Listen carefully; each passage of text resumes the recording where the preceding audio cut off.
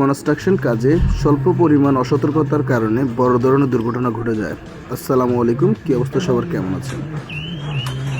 যে দেখতে পাচ্ছেন, এই যে একটা বড় ধরনের দুর্ঘটনা ঘটে গেল। আরও একটা বড় ধরনের দুর্ঘটনা শুধুমাত্র সেফটি বেল্ট ব্যবহার করার কারণে তারা বেঁচে গেল।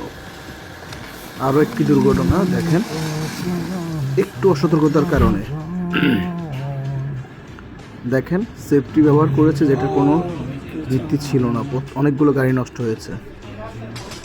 দেখেন সেন্টারিং ঠিক না থাকার কারণে সেন্টারিং ফেল করেছে। দেখেন গাড়ির ড্রাইভার বুঝতে পারেনি যে আনলোড করার ক্ষেত্রে কি দুর্ঘটনা ঘটতে পারে, পাইপটি এখনই পড়ে যাবে। দেখেন অভিজ্ঞতার গুরুত্ব এখানে। দেখেন আপনার উইদাউট ওয়েল্ডিং কিংবা আপনার ঠিকমতো করা হয়নি।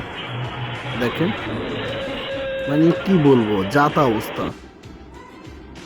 17 নম্বর, দেখেন সেন্টারিং ঠিক না থাকার কারণে ওভারলোড হয়েছে, ফেল করেছে। দেখেন দেখেন দুষ্টামি করছে।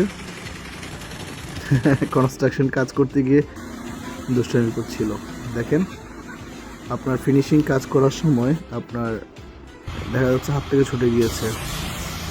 এখন দেখা যাচ্ছে যে আপনার ওয়াটার প্রেশার প্রচুর। দেখেন কি পরিমাণ দুর্ঘটনা, এটা কি ইচ্ছা করে কি না। দেখেন 12 নম্বর, দেখেন ট্রাক ড্রাইভার ঘুমিয়ে যখন ট্রাক চালায়। 11 নম্বর, দেখুন অন্যমনস্ক হয়ে কাজ করলে যা হয়। 10 নম্বর, তাড়াহুড়ো করতে গেলে কনস্ট্রাকশন কাজে যে কোনো সময় দুর্ঘটনা ঘটে। 9 নম্বর, দেখেন একটু অসতর্কতার কারণে বড় একটা দুর্ঘটনা ঘটে গেল।